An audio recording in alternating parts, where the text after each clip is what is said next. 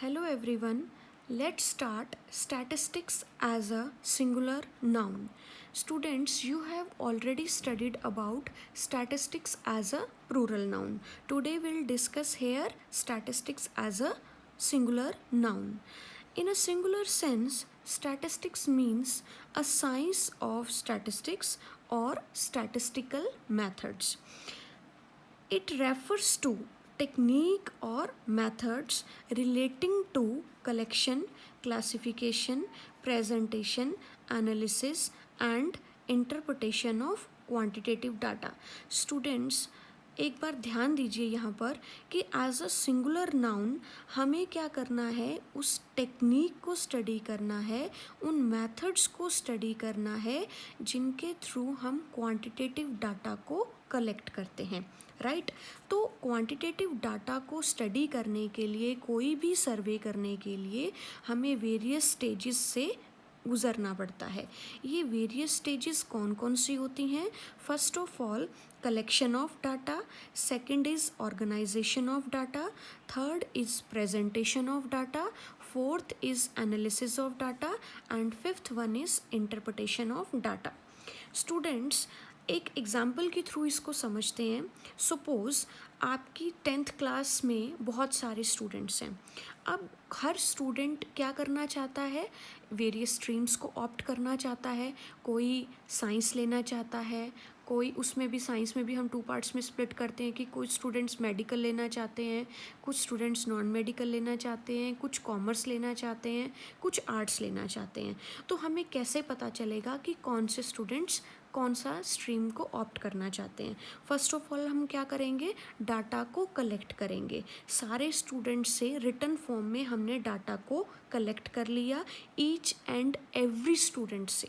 That means हम कौन सा मेथड अडॉप्ट कर रहे हैं यहाँ पर, कौन से टूल्स को अडॉप्ट कर रहे हैं? सेंसिस टूल्स को हम, सेंसिस मेथड को हम अडॉप्ट कर रहे हैं, राइट। हमने सारे स्टूडेंट से रिटर्न में ले लिया कि हम वो कौन से स्ट्रीम को ऑप्ट करना चाहते हैं। फिर ये हमारे पास रॉ डाटा इकट्ठा हो गया। उसके बाद हम क्या करेंगे? उसको ऑर्गेनाइज करेंगे। जो हमारे पास जितने भी पर्टिकुलर्स आए हैं, कलेक्ट हुए हैं, उनको हम ऑर्गेनाइज करेंगे। 4 पार्ट्स में हम डिवाइड करेंगे कि कौन से स्टूडेंट्स क्या करना चाहते हैं, मेडिकल लेना चाहते हैं, कितने स्टूडेंट्स नॉन मेडिकल लेना चाहते हैं, कितने स्टूडेंट्स कॉमर्स लेना चाहते हैं और कितने स्टूडेंट्स आर्ट्स लेना चाहते हैं। फिर हम क्या करते हैं कि डाटा को हमें प्रेजेंट करना है कि मेडिकल, अब हमें सेक्शन वाइज उनको डिवाइड करना है कि कैसे हम उनको ऑर्गेनाइज करेंगे। मेडिकल में कितने स्टूडेंट्स हैं, नॉन मेडिकल में कितने स्टूडेंट्स हैं, कॉमर्स में कितने हैं, आर्ट्स में कितने हैं। मतलब हर स्ट्रीम के कितने कितने सेक्शंस हमें चाहिए। फिर हम एनालाइज करेंगे, राइट, कि कौन सी स्ट्रीम में कौन से स्टूडेंट्स सबसे ज़्यादा है, और उसके बाद हम क्या करेंगे? एक रिज़ल्ट तक पहुंचते हैं। दैट मीन्स हम डाटा को इंटरप्रेट करते हैं। स्टूडेंट्स, ये तो मैंने जस्ट आपको एक एग्जांपल दिया आपकी 10th क्लास से रिलेटेड। इसी तरह से मान लो हमें कोई भी डाटा को कलेक्ट करना है, अनएम्प्लॉयमेंट से रिलेटेड डाटा को कलेक्ट करना है, या प्राइस राइज से रिलेटेड डाटा को कलेक्ट करना है, तो हमें इन वेरियस स्टेजेस से गो थ्रू होना पड़ता है। तो फर्स्ट जैसे हमारे पास डाटा आ गया, सेंसिस मेथड कौन सा हुआ? जिसमें हम ईच एंड एवरी डाटा को, एवरी इंडिविजुअल आइटम को माइन्यूटली स्टडी करते हैं। और सैम्पल टेक्निक कौन सी होती है कि हम सारे डाटा को स्टडी नहीं करते, सिर्फ कुछ एक आइटम्स को चूज़ करके उनके बेसिस पर जब हम रिजल्ट को इंटरप्रेट करते हैं, that is called sample technique. अब नेक्स्ट हमारे पास आता है टेली बार मेथड।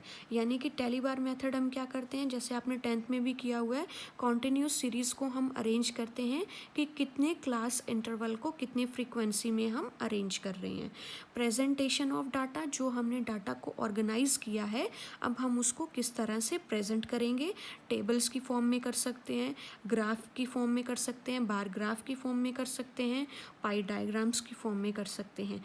एनालिसिस होता है, हम डाटा को एनालाइज करेंगे कि इसका परसेंटेज क्या है, एवरेज क्या है। और इंटरप्रिटेशन होता है कि जब हम फाइनल उसका रिजल्ट निकालते हैं। So these are various statistical tools for the various statistical stages, right? So here are 5 stages that is collection of data, organization of data, presentation of data, analysis of data and interpretation of data, right?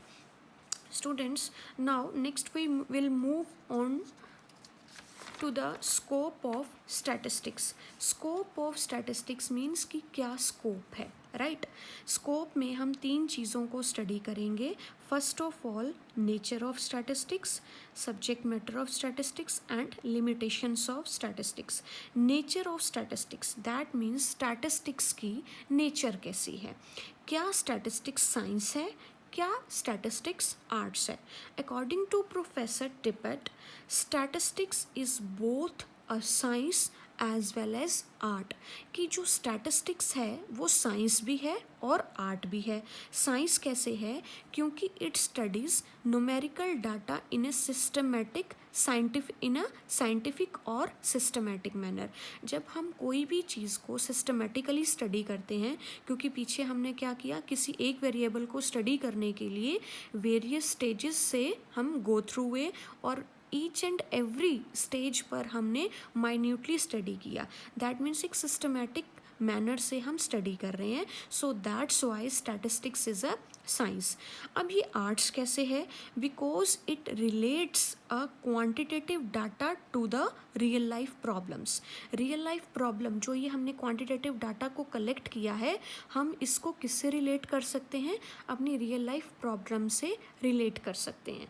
कि अगर ऐसा हुआ, अगर government ने ये policy बनाई तो employment बढ़ेगी या अनएम्प्लॉयमेंट बढ़ेगी, तो हमारी लाइफ के ऊपर, हमारी इकोनॉमी के ऊपर इसका क्या इफ़ेक्ट आएगा.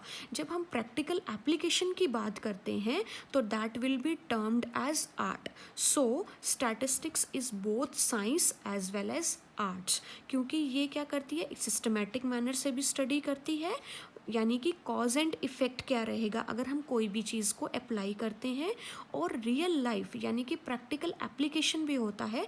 That's why professor Tippett rightly said that statistics is both a science as well as art. Now next is subject matter of statistics. कि इसका सब्जेक्ट मैटर क्या है, स्टैटिस्टिक्स में हम क्या पढ़ते हैं. तो सब्जेक्ट मैटर ऑफ स्टैटिस्टिक्स को स्टडी करने के लिए हमारे पास 2 कंपोनेंट्स होते हैं. There are 2 components to study the subject matter of statistics.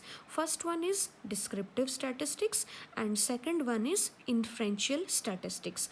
Descriptive statistics क्या होता है, कि डिस्क्राइब करना किसी भी चीज़ को. Refers to those methods which are used for collection, presentation as well as analysis of data.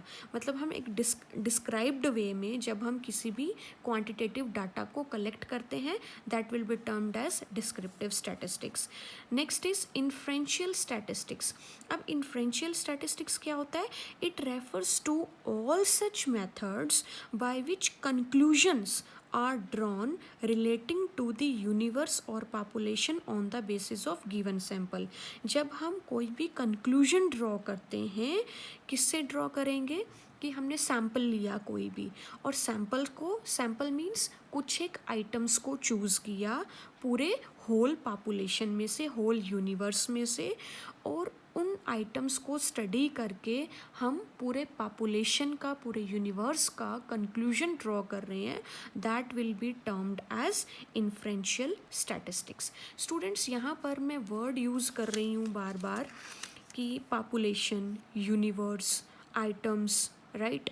तो एक सिंपल एग्जांपल से आप लोग समझो कि मान लो हमें किसी एक क्लास का रिज़ल्ट लेना है, कोई भी हमें डाटा चाहिए कि किस बच्चे के किस सब्जेक्ट में कितने मार्क्स आए हैं, राइट.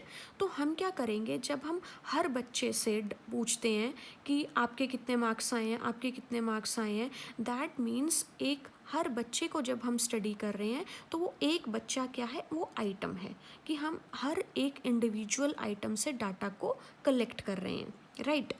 और यूनिवर्स क्या है, पॉपुलेशन क्या है, वो पूरी क्लास जिसको हमने स्टडी करना है, जिस पे हमने सर्वे करना है, that will be termed as population और यूनिवर्स.